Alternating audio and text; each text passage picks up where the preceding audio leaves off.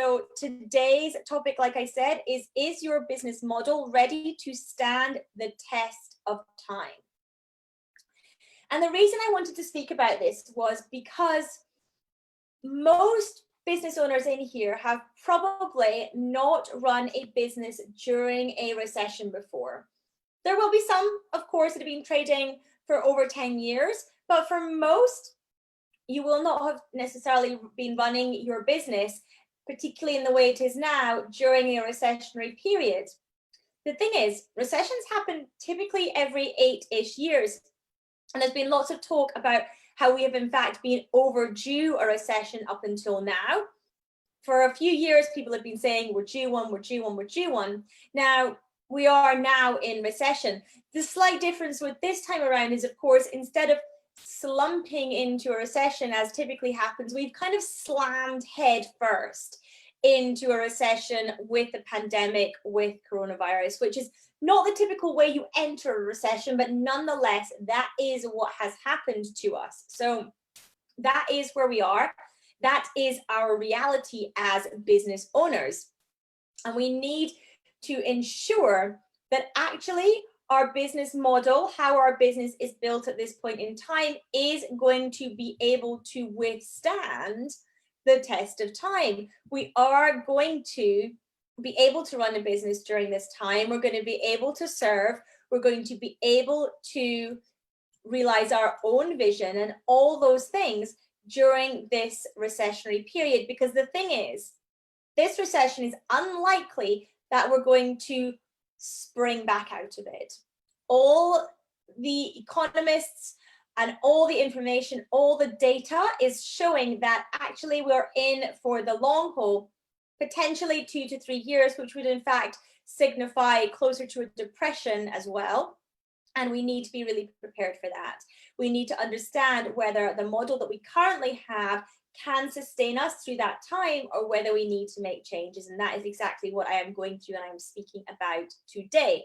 Typically, we get a recession every 8-ish years. We've gone slamming headfirst into one now. And what can we do as business owners to ensure our model, our business model, is going to see us not only through this recession, but also through future upturns in the economy, and then recessions beyond that as well, because that is how economies go. They go up and down. And we have to bear in mind too that we are in a recession now. We also have Brexit looming around the corner, are potentially with the discussions of a hard leaving with no deal, a hard leave on that. And that is going to create issues as well for a number of businesses. It's going to increase the cost of goods that come in from the EU, for example, something that I spoke about on AMs with Annette this morning as well. So there are a number of areas that we need to then look at to ensure and make sure that our business can withstand this period of time and beyond. So the first one, and in reality, this is, these two are actually linked. So I'm going to kind of talk about them at the same time, but price and value.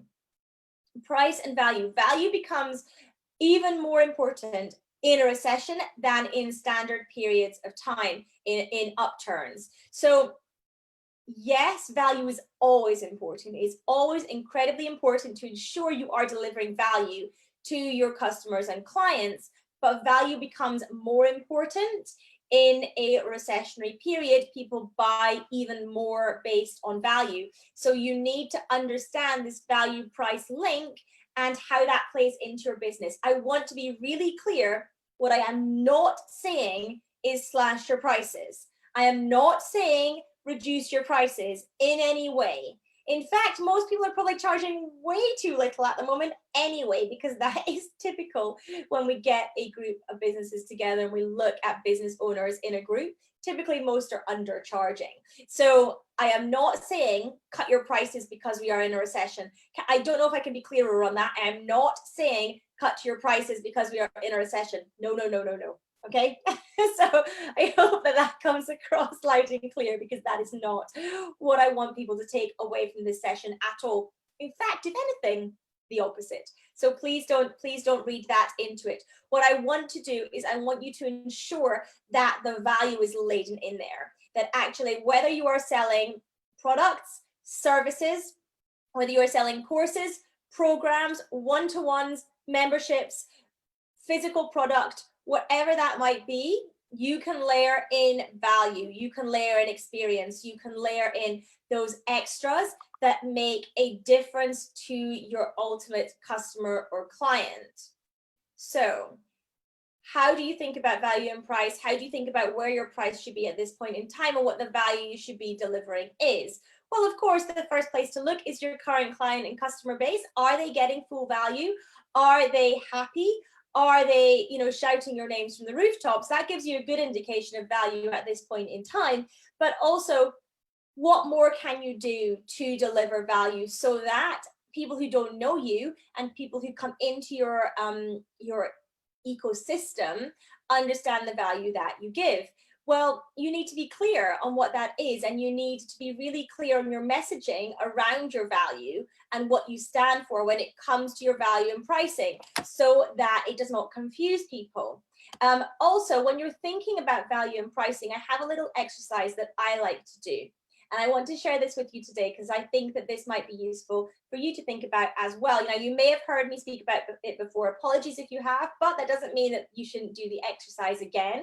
Perhaps you didn't even do it the first time around when you heard me speak about this. So this is an exercise that I like to call the double-double. I need to find better names for my exercises that I taught people through because none of them are very cool, but that's perhaps what comes with being a chartered accountant. So this exercise is where you list all the products and services that you currently have. So you list them all out, you list their price point, and for every single one, you write down what is included in that price point. So what do people get when they buy this thing from you? Whether it is a product or a service, you can write that down. So the price point is X, this is what they get. And I want you to include all the little things that perhaps they don't even know they're getting. So even with a cup of coffee, what they might be getting is music in the coffee shop, clean tables. There are things that they get, even with a product that might just seem like they're buying just a cup of coffee. They're not just buying a cup of coffee, typically. That's why Starbucks can charge, what is it, £8 or something incredible for a coffee, which cost them about 50p to make. Tea's even worse. All they're doing is pouring hot water on a tea bag. Tea costs them hardly anything at all, but they can charge me £5 for it. So it's what are the extra things that are going into that value, that perceived value of your product or service, that means that is the reason that somebody is buying it in its entirety. So for every product or service, I want you to list those out. I want you to list the things that people get at each of the price points for each of the products and services. And then I want you to look at each of your products and services individually, one at a time. And what I want you to do is look at the value list, look at the what's included list and the price point. And then I want you to double the price. And when you double the price, I want you to ask yourself, okay, what else would if I was charging this doubled price, what else would I feel like I need to include there? What else would I need to put in to make me feel good and make it feel to me like they're getting value? So you have that now. But then I want you to double it again. So now you've got a doubled price. You doubled the price, you doubled it again, and then I want you to write down what it would look like to deliver at that level of value for your customer or client. And you can do this, as I say, with products as well as services. So have a look. What would it look like? And then once you've done that, you've got your doubled price and value. I want you to see if there is any way that you can deliver the doubled value for the doubled price. So I want you to see what you can do around giving the quadruple value at the doubled price level. Now, I don't want you to cut into your profit margins at all with this, but I want you to see where this thought process takes you for each of your products and services, because I guarantee it will be a different place than you're currently sitting thinking about when it comes to the price and value and what that means for your business model as we are in recession, as we then come out of a recessionary period afterwards and we move into the next one as the waves come. So I want you to think about that as a situation about assessing that price and value together and what that actually means for your business.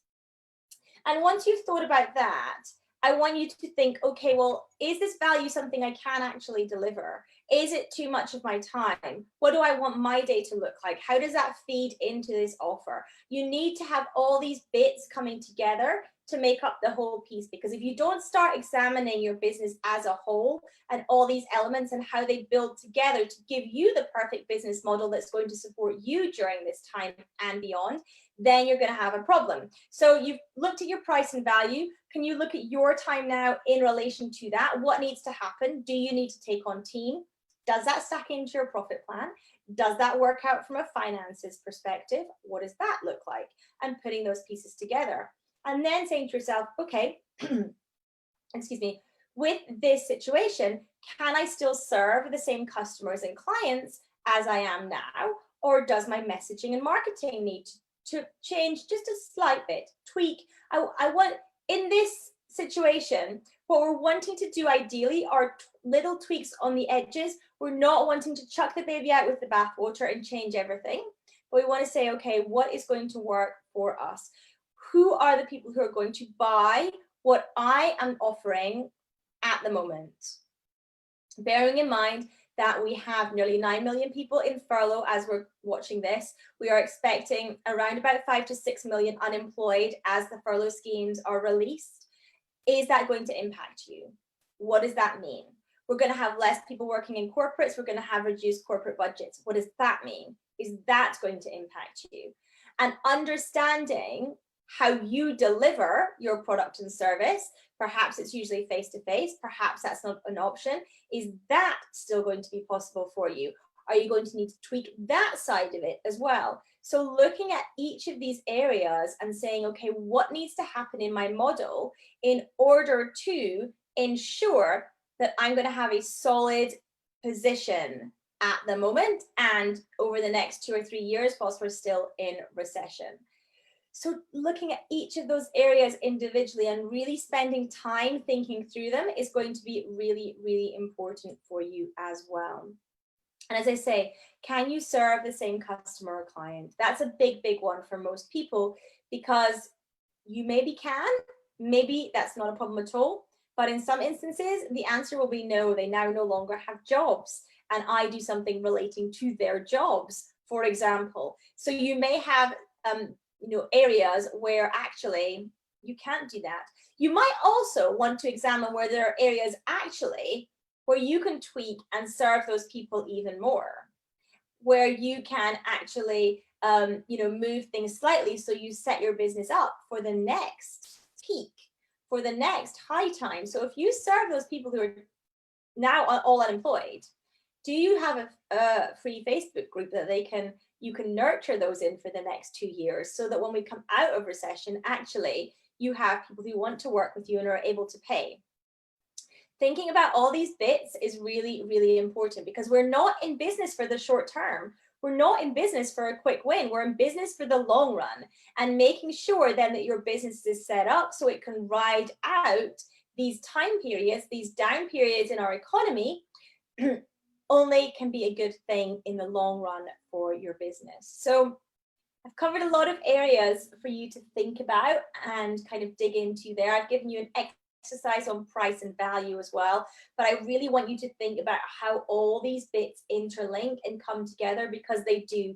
You can't look at one area of your business in silo. They are all linked. Your own time, your own energy, your own focus, your own vision, where you want your life to live, what life you want to live, is completely linked to the products that you offer, the services that you offer, the time commitment on you to do that, the value that you provide, the amount of money that people pay you, whether those courses and programs and services and products are profitable, what the price point is, whether the customer can pay that, what the value is that they get, what the messaging that you go out to the market with is. All of them are completely intertwined. And it's really important to examine if the business model that you are using currently is aligned with all those moving bits as they are now in what of course is being called the new normal, but it's just normal, isn't it? Let's face it, economies go in cycles, and therefore, yes, we didn't expect to slam into recession. Yes, we didn't expect a pandemic where most of us being stuck inside for weeks and weeks and weeks, but that is where we are.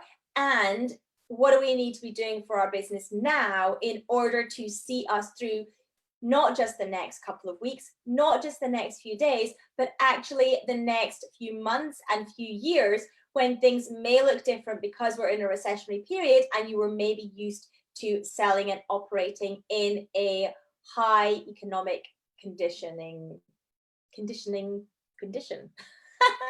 That's not a word. An area of high economic growth. So that's really, really important. So I hope that this session has been helpful and it's giving you some things to think about. Set aside some time to go through these areas, to plan out what you want your life to look like, to plan out the value you want to deliver, the people you want to deliver it to. Can they afford it now? Can't they? What do you need to do to the people who could afford your services before but now can't? Is there something you do there? But what I'm not saying is slash your prices. At no point today have I said slash your prices. In fact, quite the opposite. I've said increase and layer on value, not price cutting. That is not what we want to do at this point in time.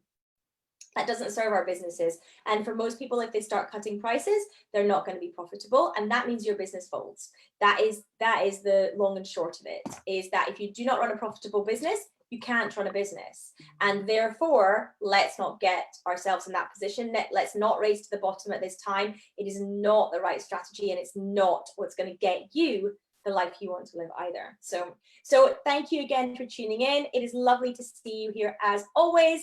Any questions, please do ask in the comments. If you have any questions when you're on the replay, again, feel free to ask in the comments. Do make sure you tag me so that I can see those, and I will speak to you all really soon. Take care, everyone.